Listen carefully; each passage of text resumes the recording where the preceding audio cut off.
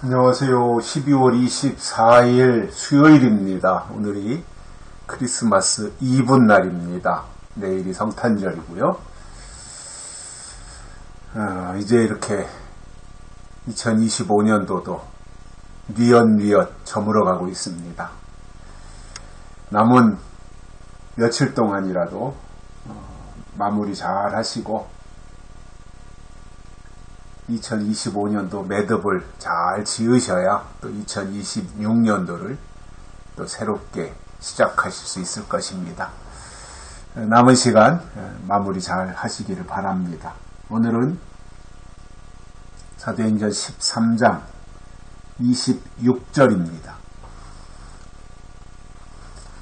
형제들, 아브라함의 후예와 너희 중 하나님을 경외하는 사람들아, 이 구원의 말씀을 우리에게 보내셨거늘.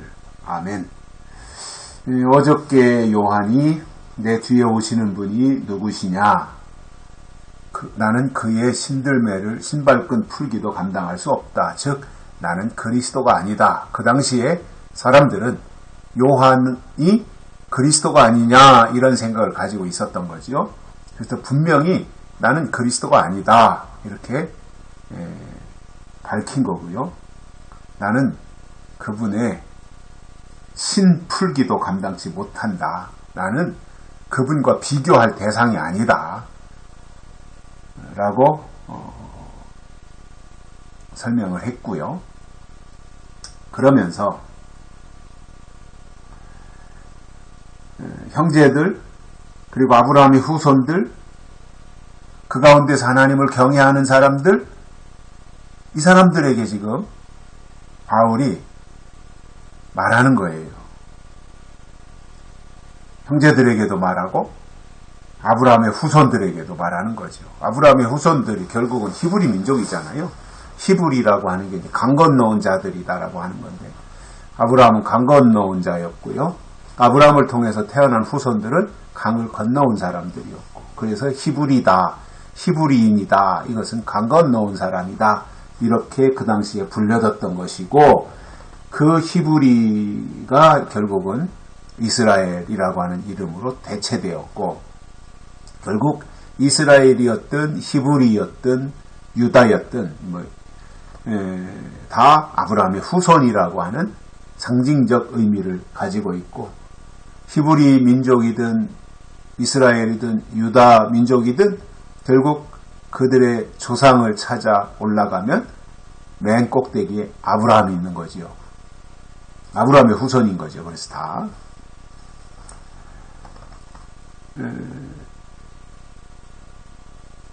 그리고 하나님을 경외하는 사람들, 이게 다 포함된 거잖아요. 형제들, 아브라함의 후손들, 그리고 하나님을 경외하는 사람들 다 포함하고 있어요. 그들에게 하신 말씀이 뭐예요?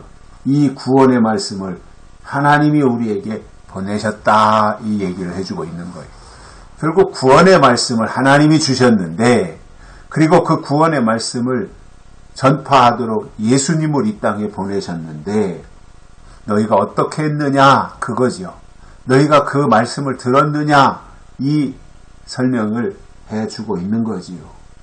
정말 아브라함의 후손이라면 어떻게 해야 돼요? 예수를 영접했어야죠. 왜냐하면 예수는 아브라함의 후손으로 오신 거잖아요. 그러면 당연히 그 예수님을 받아들이고 영접하고 믿고 따르고 의지하고 이렇게 해야 되는데, 그게 안 됐지 않습니까?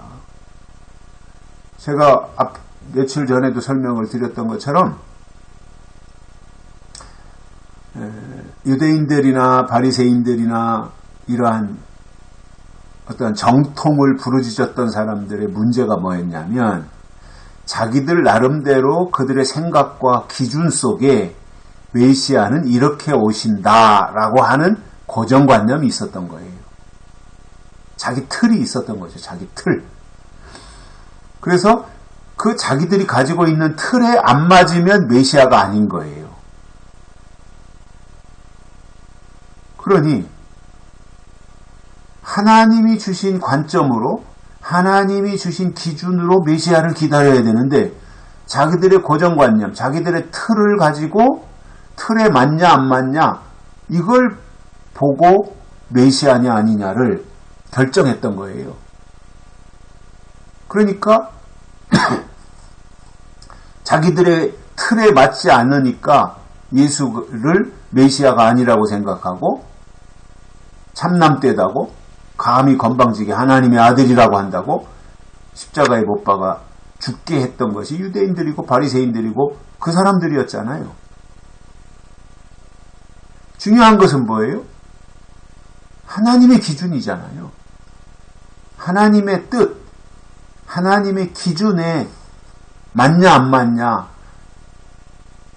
이것을 가지고 봐야 되는데 자기들의 기준을 가지고 보니까 예수는 메시아가 아니었던 거죠. 자기들 기준으로 보니까.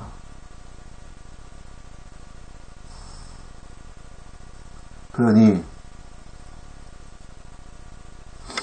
구원의 말씀이 예수 그리스도를 통해서 전달이 됐는데 예수를 부인하는데 예수님이 증거하는 말씀을 듣겠습니까?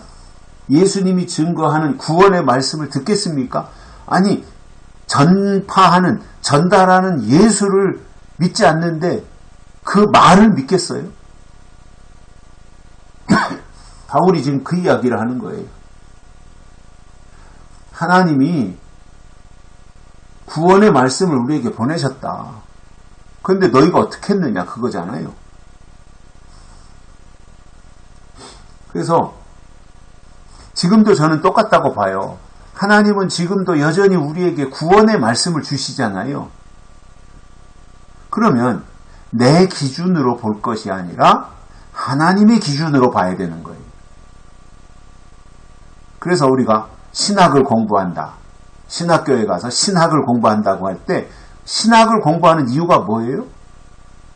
하나님의 뜻을 어떻게 감지하고 하나님의 뜻 안에서 어떻게 살고 하나님의 뜻을 어떻게 이해하고 하나님의 뜻을 어떻게 깨닫고 하나님과 어떻게 더 가까워지고 이러한 것을 알기 위해서 신학을 공부하는 건데 막상 신학교에 가서 신학을 공부하다 보면 그것이 고정관념이 되고 그것이 틀이 되어서 그것으로 평가하려고 하는 이상한 구조가 만들어지는 거예요. 하나님의 뜻이라고 하는 것은 하나님의 방식에 맞춰서 가야 되는 것이지 하나님의 뜻을 자기들이 가지고 있는 유대인들이 가지고 있었던 이상한 고정관념, 전통에 속한 고정관념을 가지고 보다 보니까 하나님의 뜻으로 받아들일 수 없었던 거죠.